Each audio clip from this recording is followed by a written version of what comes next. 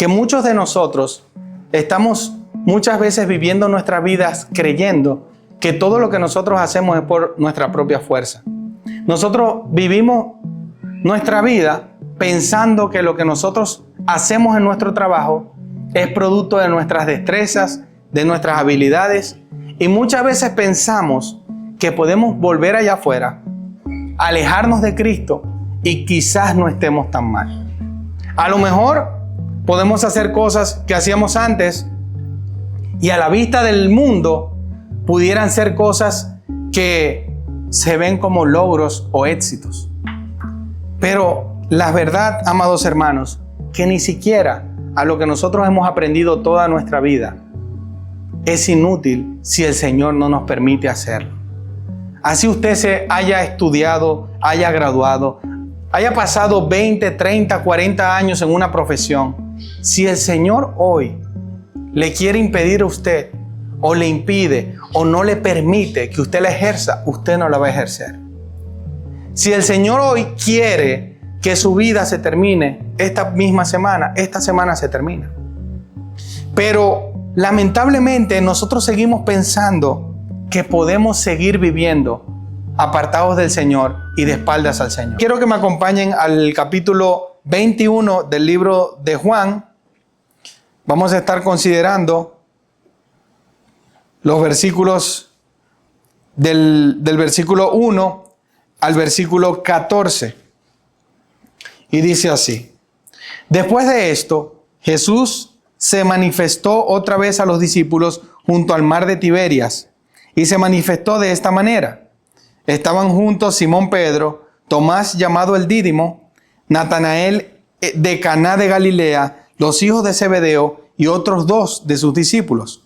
Me voy a pescar, les dijo Simón Pedro. Nosotros también vamos contigo, le dijeron ellos.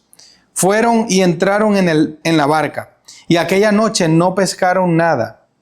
Cuando ya amanecía, Jesús estaba en la playa, pero los discípulos no sabían que era Jesús. Jesús les dijo: Hijos, ¿acaso tienen algún pescado? No, respondieron ellos. Y él les dijo: Echen la red al lado derecho de la barca y hallarán pesca. Entonces la echaron y no podían sacarla por la gran cantidad de peces.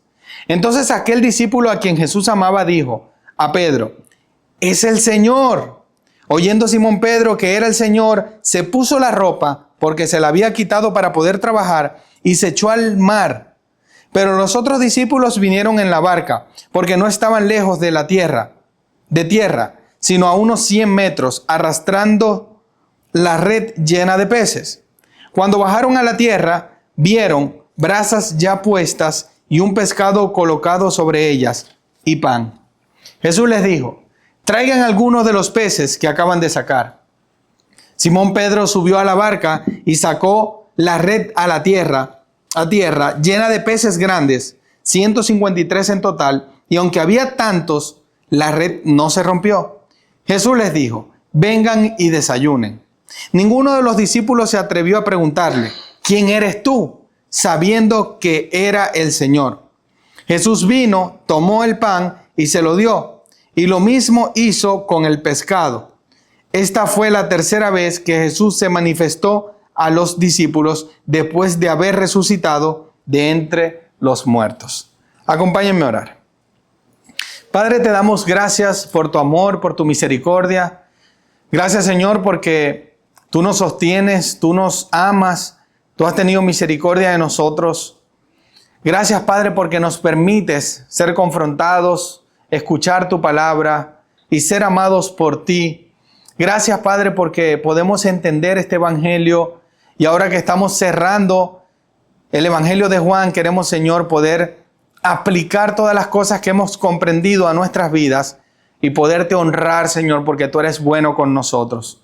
Al mismo tiempo, Señor, quita de nuestra mente cualquier distracción, cualquier sentimiento, cualquier cosa que nos aparte de estar concentrados en tu palabra, y ayúdanos a poder asimilarla bien, comprenderla y sobre todo aplicarla a nuestras vidas.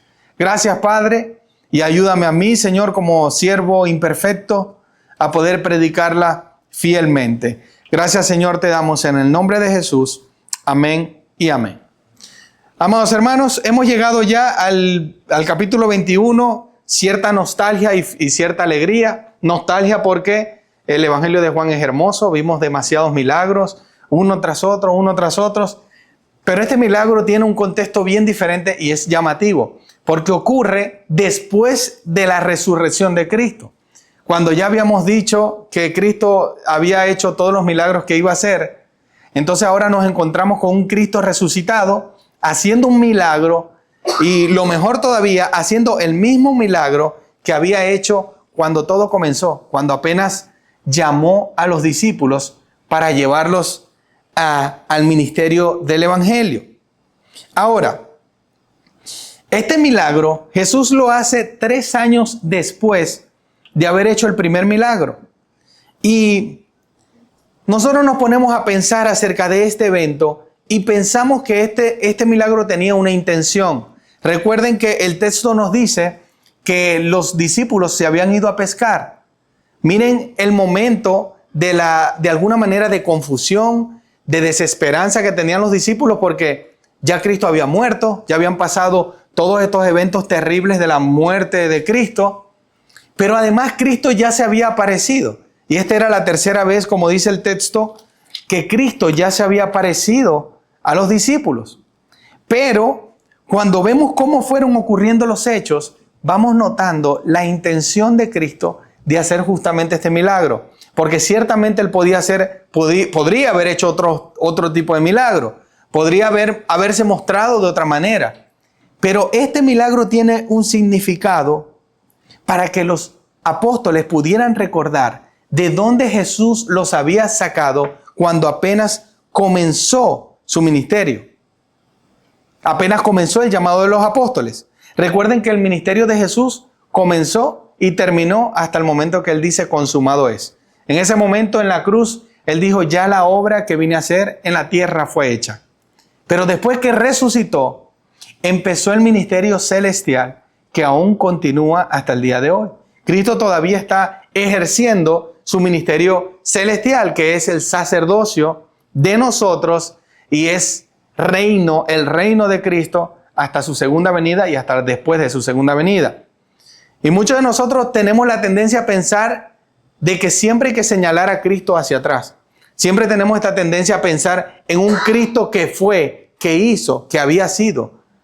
Y muchas veces tratamos de presentarle al mundo un Cristo del pasado, pero no pensamos en el Cristo presente que hoy por hoy está reinando y a pesar de que hayan tragedias en el mundo y que hayan situaciones tan difíciles que no entendemos, que muchas veces nos preguntamos ¿y por qué muere gente que parece inocente?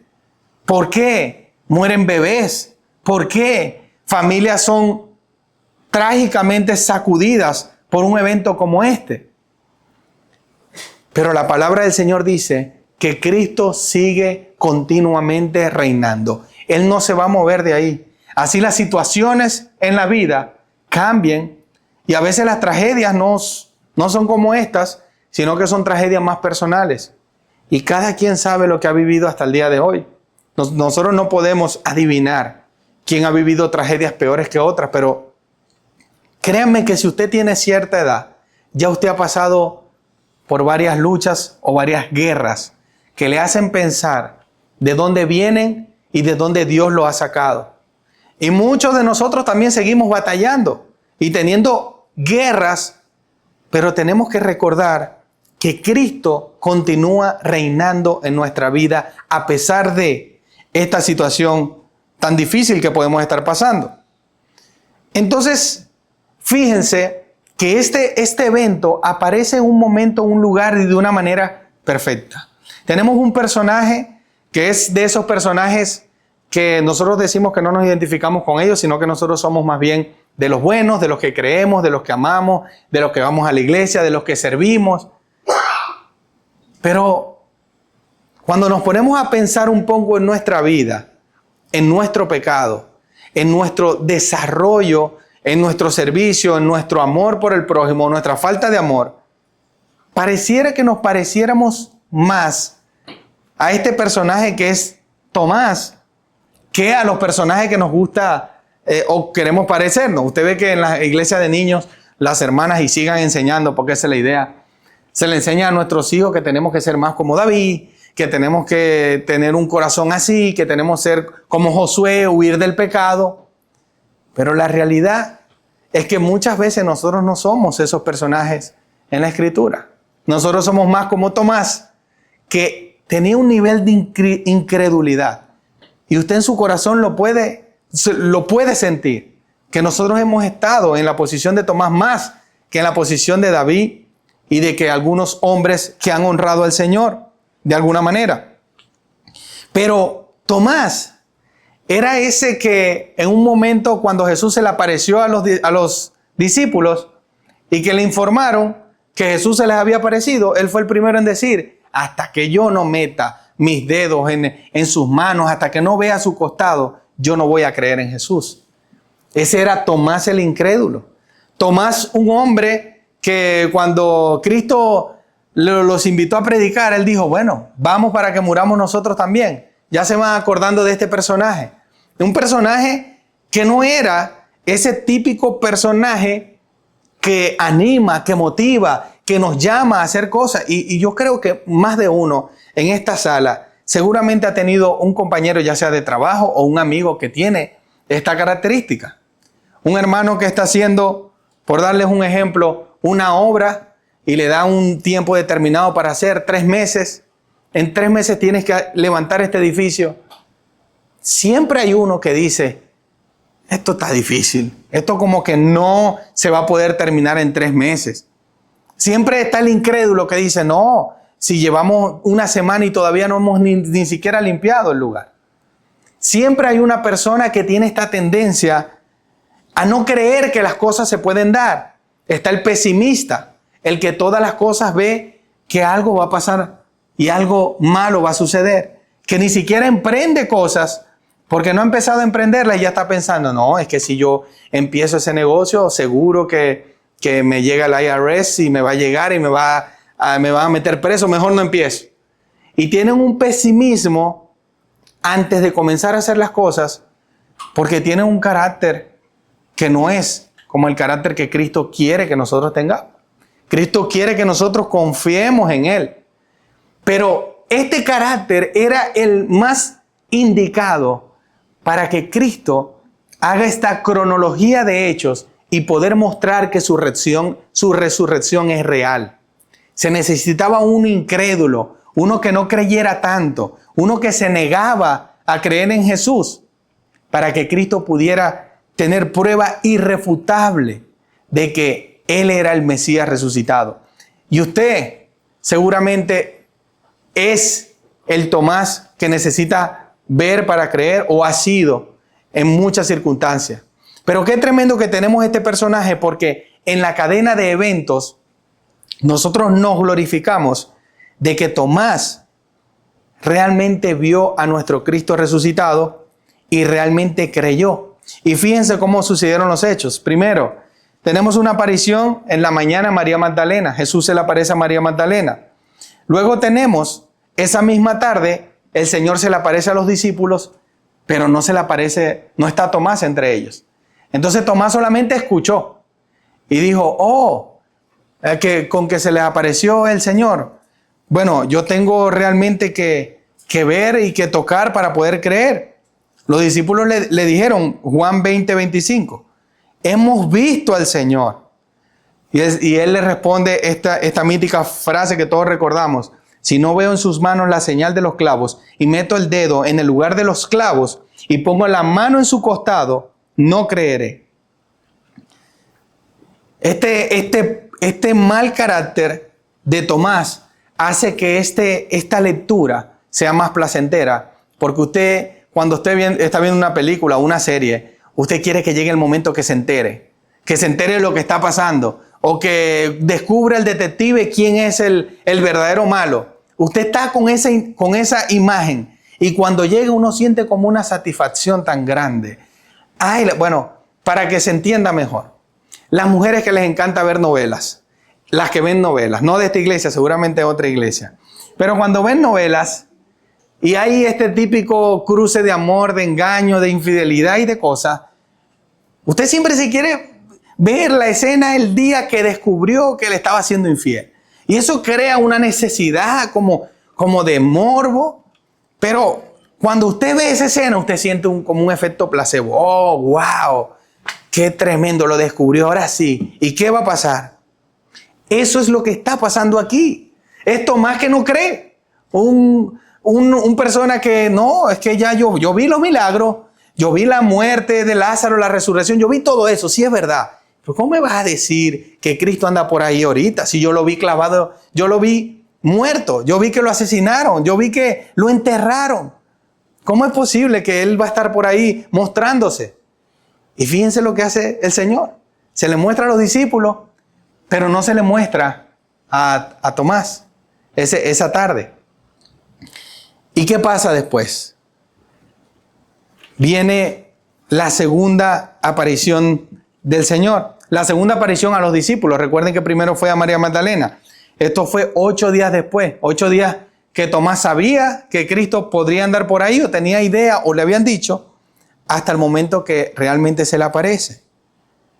Y está de más contar la historia. Magnífica escena donde Jesús entró, las puertas estaban cerradas, Jesús entra y les dice, pasa a ustedes. Luego dijo a Tomás, directamente a Tomás, porque Cristo lo sabe todo. Acerca aquí tu dedo y mira mis manos. Extiende aquí tu mano y métela en mi costado. Mira, no seas incrédulo, sino creyente. Y Tomás responde, el clímax. Señor mío y Dios mío. Le dijo Tomás. Jesús le dijo, porque me has visto, has creído. Dichosos los que no vieron y sin embargo creyeron. Este fue el momento de éxtasis, me quiero imaginar, de Tomás viendo al Señor Jesucristo. Y me imagino todos los otros apóstoles diciéndole, mira, te dijimos que Él estaba vivo, que estaba entre nosotros y que había resucitado.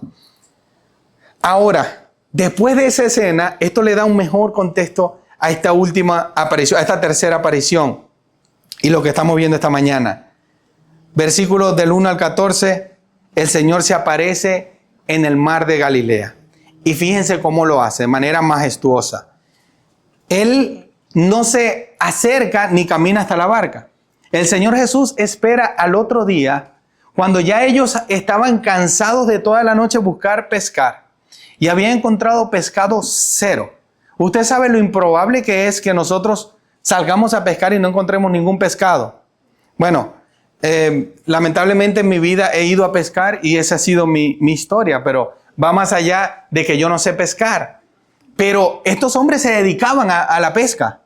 Eso era su profesión. Ellos sabían cómo se manejaban las corrientes, a qué hora tenían que lanzar la red, dónde tenían que lanzar la red. Esta era la profesión de estos apóstoles. Entonces se suponía que algo debía haber pescado, pero habían pescado cero. Jesús se apareció a ellos cuando ya la esperanza de creer en el Mesías estaba cero. Cuando ya la esperanza de pescar algo estaba en cero. Y Jesús se aparece en la mañana, sentado en la orilla, a unos 100 metros de ellos. Y aquí dice que no lo reconocían, por supuesto. Hay muchas teorías acerca de por qué no reconocían al Señor y ya las vamos a ver. Pero la lectura natural nos hace pensar que muy de mañana, ellos cansados, agotados, me imagino con las ojeras, el cansancio y la resignación de no haber pescado nada, no reconocen un personaje que está a 100 metros a la orilla sentado y no pueden saber que es Jesús. Pero Jesús desde la orilla les dice y les grita, hijos, ¿acaso tienen algún pescado? Ellos respondieron, no hay nada, me imagino en coro, nada. Echen la red al lado derecho de la barca y hallarán pesca. Usted sabe que esto hasta pasa a ser un poco ofensivo. Usted se imagina que usted está haciendo algo y tiene mucho rato haciéndolo. Yo no sé si usted es más humilde que yo. Pero cuando yo estoy haciendo algo y tengo mucho rato haciéndolo y mi esposa viene a decirme cómo hacerlo, causa en mí un sentimiento que no es de mucho agrado. ¿Y sabes cuándo empeora la cosa? Cuando ella tenía razón. Ahí todo se complica, porque entonces tengo que doblegar mi orgullo y reconocer que tenía razón. tenían toda la noche siendo expertos del oficio, pescadores de profesión, máster, magíster, PhD. Tenían todo el conocimiento para pescar. Y un hombre sentado en la orilla les pega un grito y le dice, agarren la red y tírenla para el otro lado que van a hallar pesca. Hermanos, la Biblia no dice esto. Pero usted no se ha puesto a pensar que desde que ellos salieron a pescar hasta la mañana siguiente, por la mente no se les pudo haber pasado la idea de que había un hombre que una vez que ellos no podían pescar, que no habían tomado nada, les había provisto de una gran pesca milagrosa. En todas esas horas, nosotros tenemos 10, 20 minutos trabajando y nuestra mente está a millón pensando en muchas cosas. Imagínense todas esas cosas pasando por la mente de ellos en toda la noche. Entonces en la mañana este hombre les dice esto y cuando echaron esta red empiezan a venir ese poco de pescados. 153 pescados pescaron esa noche. ¿Y por qué sabemos la cantidad? Bueno, hay varias teorías también en esto. Se supone que los mercaderes son comerciantes, tienen que contar todo lo que ellos han pescado para comercializarlo. Pero también hay algunos que dicen que fue tanta la impresión que ellos los contaron para ver cómo es posible que no se había roto la red con tanta cantidad de pescados y no eran pescados pequeños, eran pescados grandes que habían pescado toda la noche. Estos son detalles que empiezan a cobrar sentido cuando nosotros podemos entender por qué el Señor hizo este milagro precisamente a los discípulos después de haber resucitado. Y este es el momento más espectacular del texto. Versículo 7. Entonces aquel discípulo a quien Jesús amaba, dijo a Pedro, es el Señor. Cuando ve la red llena de peces y un hombre que grita, ¿quién más puede ser que no sea Cristo el soberano? Y le grita a Pedro, es el Señor. ¿Y qué hace Pedro? Pedro hace lo mismo que hace muchas veces porque es impetuoso, es un hombre que le gusta hacer las cosas bajo sus emociones, a él le gusta actuar impulsivamente. Me imagino que usted conoció a una persona así, impulsivamente, que no piensa lo que va a hacer y él sale corriendo. Él se viste porque en ese tiempo ellos tenían que ponerse una especie de taparrabo para pescar, para estar cómodos en el arte de la pesca. Y él se viste porque sabe que es el Señor y sale corriendo. No tenía necesidad de meterse al agua y correr hasta Jesús. Pero ese era el amor que tenía Pedro por el Señor. El liderazgo de Pedro en la iglesia primitiva, era precisamente por el amor que él tenía desbordante por el Señor. Usted tiene tiempo sin ver un ser querido y usted lo ve y usted no va a caminar lentamente hacia él. Usted viaja o su esposo viaja, las esposas que aman a sus esposos se acercan corriendo a ellos a abrazarlo. Y a sus hijos también salen corriendo cuando usted tiene una larga jornada de trabajo. Si sus hijos están pequeños, cuando están grandes ya la cosa va cambiando. Pero este deseo, este amor impulsó a Pedro a no esperar un poquito más. Actuaba como un niño literal. Y no esperó al acercarse a la orilla de la playa, sino que se bajó corriendo, se vistió rápido y se bajó corriendo para abrazar al Mesías. Y se encontró con otro escenario que nos enseña tantas cosas profundas de Cristo, del Cristo que es inmanente, que está cercano a su pueblo, que está pensando en nuestras necesidades. Se encontró un hombre humilde sentado con una brasa ya lista para cocinar, un pescado y pan. Y esto también les pudo haber hecho pensar a los apóstoles en aquel milagro de la multiplicación de los panes y los peces. Todas estas cosas pudieron venir a la mente de ellos en este momento en que Jesús estaba sentado y ya tenía el desayuno listo para comer con ellos. Y les dice, traigan de lo que pescaron y vamos a comer. Hermanos, este evento tiene varios significados que tenemos que comprender para saber lo que va a ocurrir con nosotros después que Cristo nos llama a su presencia. Este momento, después de Cristo resucitado, marca un un antes y un después en el comprendimiento de los apóstoles de lo que iba a ser de ellos después que ellos muriesen y sean resucitados con sus cuerpos. Número 1, el Señor Jesús estaba con su cuerpo. Él estaba con su cuerpo, ya había sido glorificado, había pasado de tener un cuerpo de corrupción que se podía corromper a un cuerpo incorruptible. Él tenía una naturaleza física que era perfecta. Ya él no tenía un cuerpo que iba a morir. Y usted, si se pregunta como yo, que ya estamos envejeciendo un poco, y digamos, ¿en qué momento de su vida estaba el Señor? ¿Estaba joven? ¿Estaba tal cual como murió? Son preguntas que nos hacemos al respecto. La Biblia no lo dice, pero yo le puedo decir que Cristo estaba en su prime. Jesús estaba en un momento de su vida donde no iba a sentir dolor, no iba a sentir más sufrimiento, donde no iba a sentir ni iba a ser propiamente recipiente de ninguna enfermedad.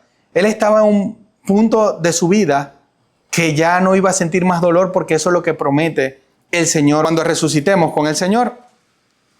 Ahora, este dato es importante porque los apóstoles, este momento que Él come con ellos, les empiezan a pensar en que valía la pena realmente vivir para Cristo, porque un día ellos iban a estar tal cual como Cristo estaba, disfrutando y en la plenitud de su vida.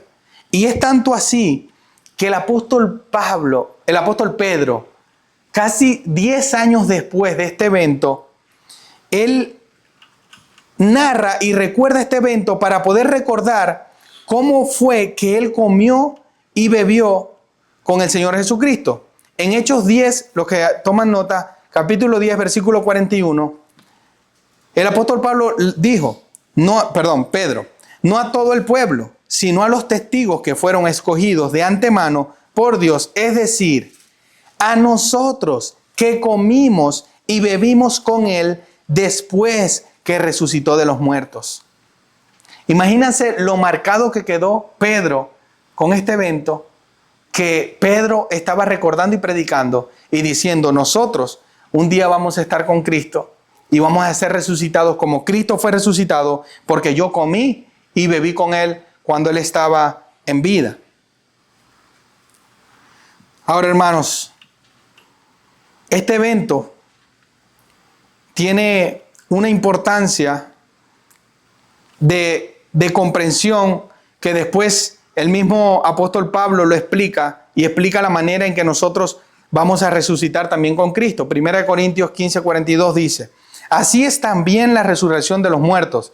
Se siembra un cuerpo corruptible, se resucita un cuerpo incorruptible. Se siembra en deshonra, se resucita en gloria. Se siembra en debilidad, se resucita en poder. Se siembra en cuerpo natural, se resucita un cuerpo espiritual. Si hay un cuerpo natural, hay también un cuerpo espiritual. Y de aquí se elimina esa creencia de que supuestamente Cristo fue un espíritu que se apareció a muchos de los apóstoles y no fue realmente en cuerpo físico. Y aquí tenemos una gran diferencia. Nosotros recordamos que no solamente Cristo resucitó, Cristo también en su vida ministerial resucitó a Lázaro.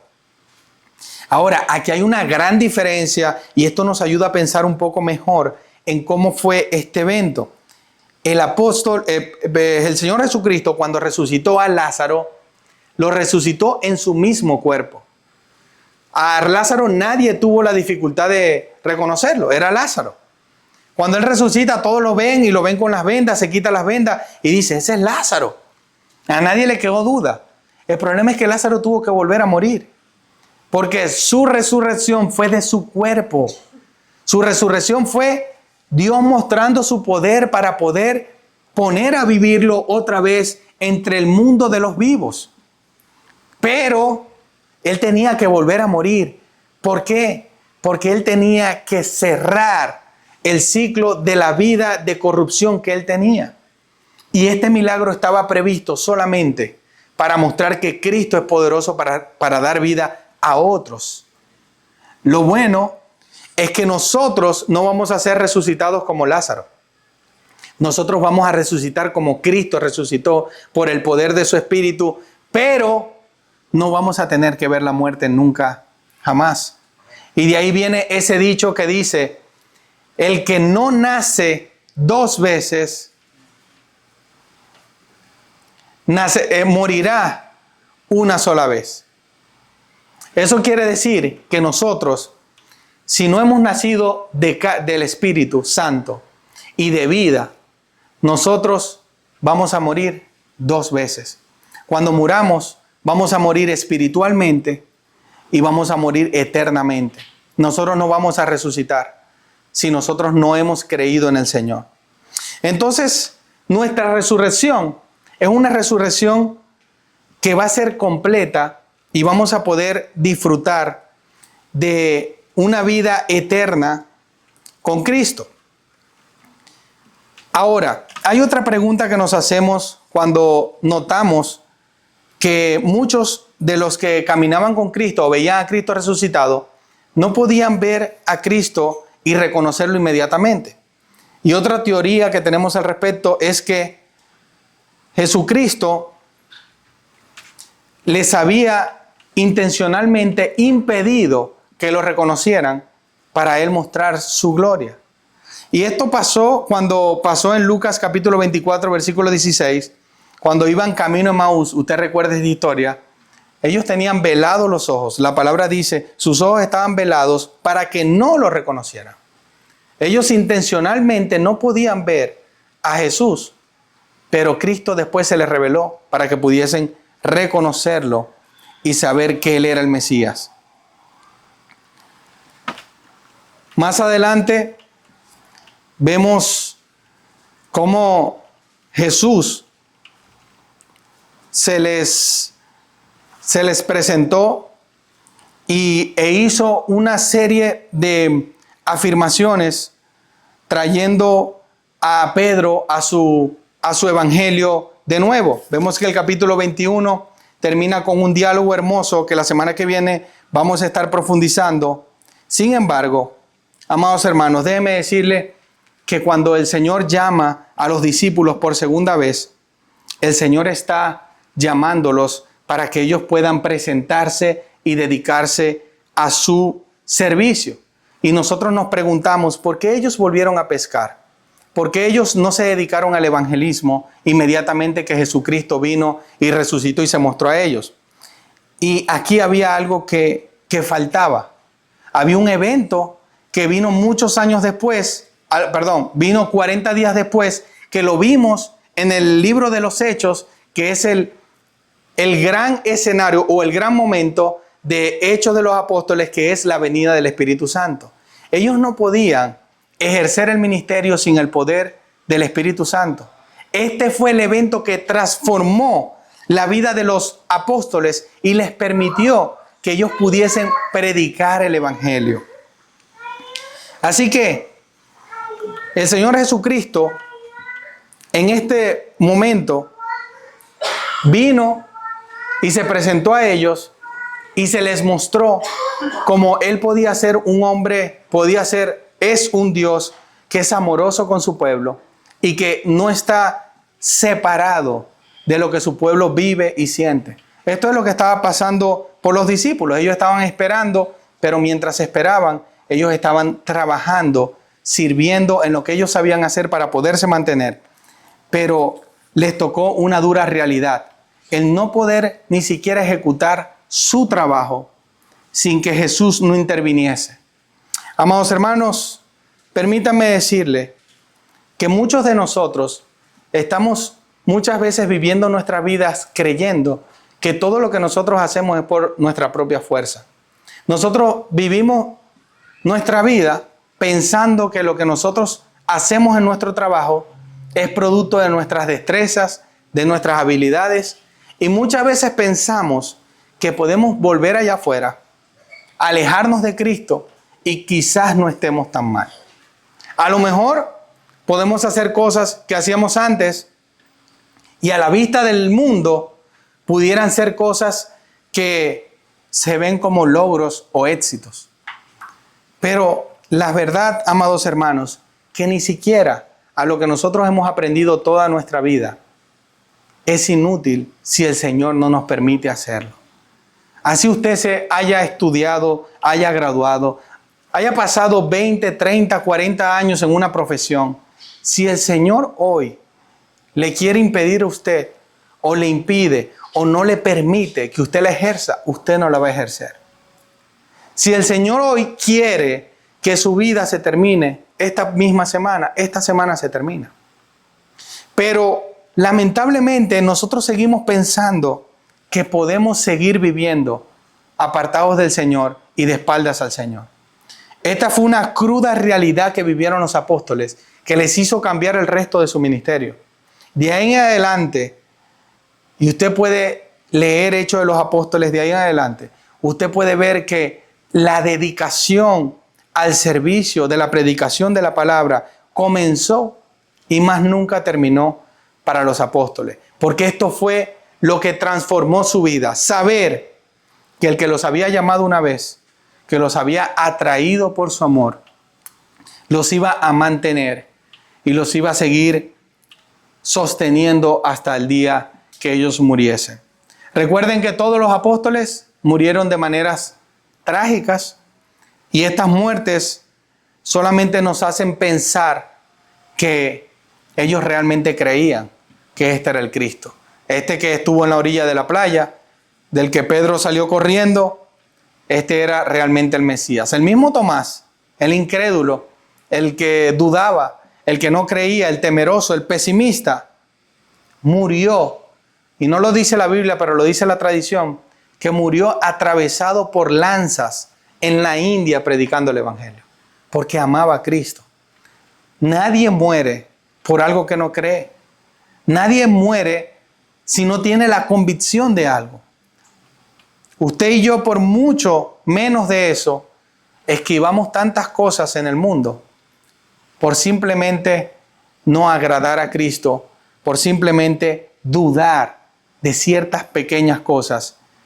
Pero si nosotros tenemos presente que este Cristo es nuestro Señor, que este Cristo resucitó y este Cristo tiene el poder y está pendiente de nosotros, de cada una de nuestras cosas, no se acabaría solamente en el domingo, sino que el lunes usted tendría a Cristo presente, el martes, el miércoles y cada uno de los días de la semana. Así que, hermanos, yo les invito a que nos concienticemos, porque por la gracia de Dios estamos muy lejos de tragedias que han pasado en la historia del mundo. Pero no sabemos qué va a acontecer mañana. Cualquier cosa puede pasar. Cualquier cosa en tu vida puede ocurrir una tragedia también. Pero tenemos que recordar siempre que estos eventos que nos han pasado en nuestras vidas solamente nos recuerdan de donde Cristo nos sacó y donde nos quiere mantener por el resto de nuestras vidas. Y esa vida no se termina cuando muramos. Esa vida para nosotros, para el cristiano, apenas comienza. Del día que muramos, los cristianos se gradúan de verdaderos cristianos y empiezan a disfrutar una vida eterna conjuntamente con Cristo. Acompáñenme a orar. Padre, te damos gracias por tu amor, por tu misericordia. Gracias, Padre, porque tú has sido bueno con nosotros.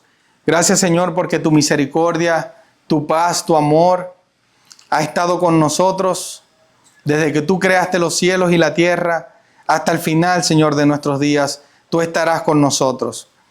Padre Santo, ayúdanos a ser amorosos, a ser empáticos con aquellas personas que sufren necesidad, que tienen circunstancias difíciles, que tienen situaciones difíciles. Padre, ayúdanos a poder agradecerte, porque tú, Padre, has sido bueno con nosotros, has sido misericordioso y te has conmovido, Señor, por nuestros sufrimientos también. Gracias, Padre, porque cada una de las situaciones que nosotros como cristianos pasamos son situaciones que vivimos para nuestro crecimiento y para recordar que tú eres el pescador, tú eres el que trae los peces, tú eres nuestro proveedor, tú eres nuestro salvador, nuestro sanador. Gracias, Padre, porque hemos visto tu providencia, tu amor. Y ayúdanos, Señor, a que podamos ser fieles a ti, que podamos amarte, que podamos honrarte el resto de la semana, Señor, considerando todas las cosas. Y también, Señor, podamos ser compasivos por los hermanos que están en dificultad. Te amamos, Señor, te glorificamos y te damos gracias en el nombre de Jesús. Amén y amén.